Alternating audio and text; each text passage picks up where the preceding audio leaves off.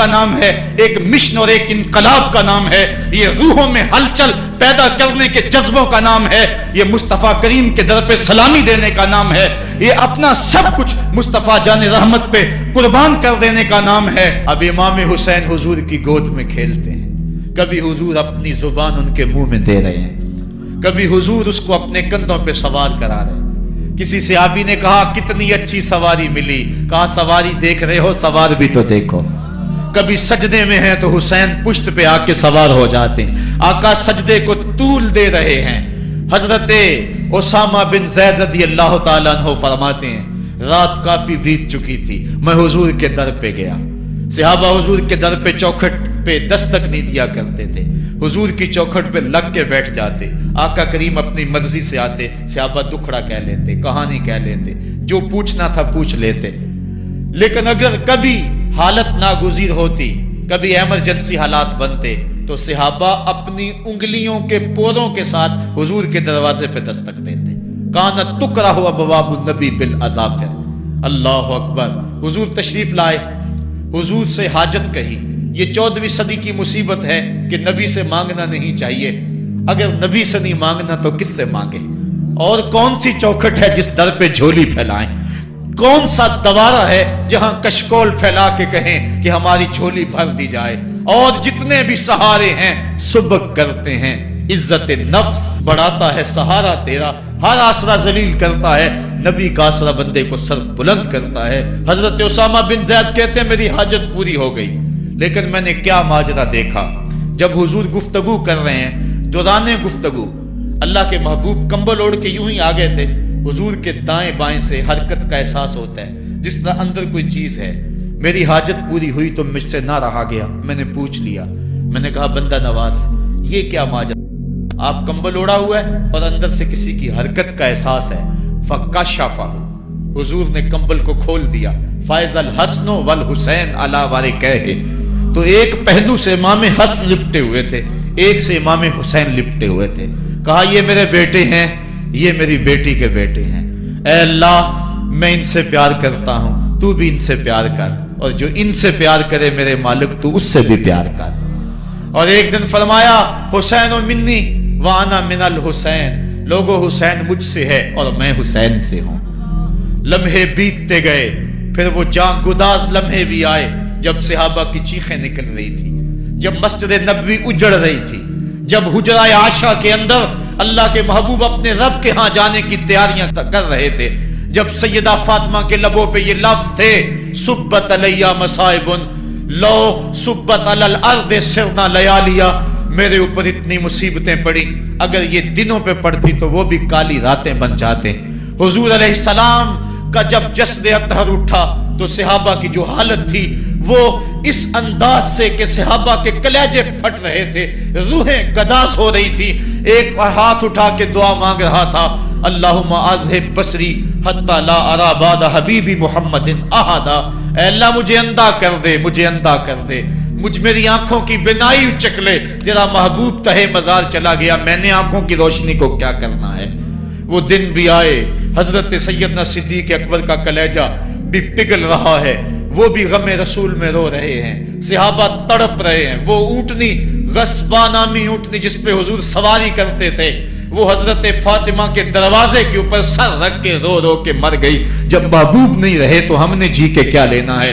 کائنات اجڑ گئی، جہان میں جو ہے وہ ہر سمت اندھیرا ہی اندھیرا چھا گیا، لیکن روشنی کے ٹمٹماتے ہوئے چراغ آج بھی روشن ہیں، جن کو دیکھ کر مصطفیٰ یاد آتے ہیں۔ لوگ ان شہزادوں کو دیکھ لیتے ہیں اور حضور کی یاد کو تازہ کر لیتے ہیں۔ وقت گزرتا گیا، پھر وہ لمحے بھی آئے کہ جب حضرت امام حسن کو زہر دیا گیا اور آپ کا کلیجہ کٹ کٹ کے کئی سو حصوں میں باہر آیا۔ آپ سے آخری لمحے حضرت امام حسین نے پوچھا کہ میرے بھائی کوئی وصیت؟ کہا بیٹا کوفے والوں سے بچ کے رہنا، ان کے دغے سے بچ کے رہنا۔ لمحے بیت گئے، 60 ہجری کو یزید تخت نشین ہوا، تخت نشین ہو گیا تھا، لیکن اس نے یہ چاہا کہ حضرت امام حسین رضی اللہ تعالی عنہ میرے لیے بیعت کر لیں، اور اس نے مدینے کے گورنر ولید بن عقبہ کو خط لکھا، اور خط کا مضمون یہ تھا کہ امام حسین کو بلاؤ اور میرے لیے بیعت لو، اور اگر وہ بیعت نہیں دیتے تو اس خط کے جواب کے ساتھ ان کا سر بھیج دو۔ ولید بن عتبہ محب اہل بیت تھا، اس نے رات کی کافی تاریکی کے اندر حضرت امام حسین رضی اللہ تعالیٰ عنہ کو پیغام بھیجا۔ حضرت امام حسین نے حضرت عبداللہ ابن زبیر سے مشورہ کیا، انہوں نے کہا اس وقت گورنر کا بلانا خیر نہیں، صبح جائیں گے۔ آپ فرمایا نہیں میں بھی جاتا ہوں۔ کچھ سواروں کو ساتھ لیا، کہا تم باہر کھڑے ہو جانا دارالامارت کے، اگر میں آواز دوں تو تم دوارے پھلانگ کے اندر آ جانا۔ ولید بن عتبہ کے پاس امام حسین پہنچے، آپ نے کہا کہ سناؤ کیا معاملہ ہے؟ تو اس نے کہا کہ یہ خط ہے جو یزید نے بھیجا ہے۔ آپ نے فرمایا کہ میں صبح بتاؤں گا۔ ولید بن عتبہ نے کہا ٹھیک ہے۔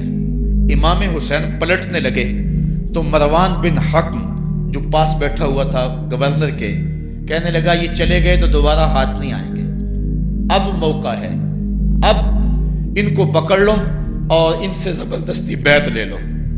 یہ بات حضرت امام حسین کے کانوں میں پڑی، آپ پلٹے، نیام سے تلوار نکالی، حیدری کچھار سے محمدی شیر نکل آیا، اور حضرت امام حسین رضی اللہ تعالیٰ عنہ نے اس وقت جو جملے کہے، تاریخ کے اوراق کے اندر وہ جملے محفوظ ہیں۔ حضرت امام حسین نے کہا ایھا الامیر، اے امیر تو جانتا نہیں ہم کون ہیں؟ انا معدن الرسالہ و محبت الوحی و مختلف الملائکہ، میں وہ ہوں جس کے گھر میں جبریل آتا تھا، ہمارے گھر میں وحی اترتی رہی ہے۔ وَيَزِيدُ بْنُ الْمُعَاوِيَةِ رَجُلٌ فَاسِقٌ فَاجِرٌ قَاتِلُ النَّفْسِ مُعْلِنٌ بِالْفِسْقِ شَارِبُ الْخَمْرِ وَمِثْلُنَا لَا يُبَايِعُ، کہا اور یزید شرابی ہے، یزید مسلمانوں کا قاتل ہے، یزید فاسق مولن ہے، اے امیر میرے جیسا شخص چھپ کر بیعت نہیں کر سکتا۔ اللہ اکبر۔ حضرت امام حسین نے جب یہ بات کہی، جو باہر لوگ کھڑے تھے وہ بھی چاقو چوبند ہو گئے۔ اس نے کہا حضور آپ جائیے۔ مروان مشورے دیتا رہا، لیکن حضرت امام حسین کو گورنر مدینہ نے کہا کہ آپ جائیے۔ حضرت امام حسین رضی اللہ تعالیٰ عنہ واپس پلٹے۔ حضرت امام حسین کی ہمشیرہ سیدہ زینب انتظار کر رہی تھی بھائی کا۔ پوچھا کیا ماجرا ہے؟ کہا حالات بگڑ گئے، اب ہمارا مدینے میں رہنا محال ہے، صبح سحری سے قبل شہر مدینہ چھوڑ دیں۔ اللہ اکبر، ورنہ ہمارے خون سے نبی کا حرم لالا زار بنے گا۔ حضرت امام حمام رضی اللہ تعالیٰ عنہ نے اہل بیت کی مشاورت سے یہ فیصلہ کر لیا۔ کجاوے کسے جانے لگے، سامان تیار ہو گیا۔ حضرت محمد بن حنفیہ کو کہا کہ تم یہاں رہو اور تم خبر پہنچانا کہ پیچھے کیا ماجرے ہوتے ہیں، اور مکے کی طرف میں سفر کر رہا ہوں۔ کہانی لمبی ہو رہی ہے اور وقت کے دامن میں اتنی گنجائش نہیں ہے کہ پھر کس طرح شہر مدینہ چھوڑا ہوگا۔ حاجی جاتے ہیں 8 دن اور 8 دن کے بعد مدینہ چھوڑتے ہیں۔ ان سے کوئی پوچھو کہ مدینہ چھوڑنا کتنا مشکل ہے، وہ کیا کسی حاجی کو لوگ مبارک دے رہے تھے؟ اس نے کہا تھا مبارک دے رہے ہو دوستو حج و زیارت کی، میرا غم بھی تو دیکھو، میں مدینہ چھوڑ آیا ہوں۔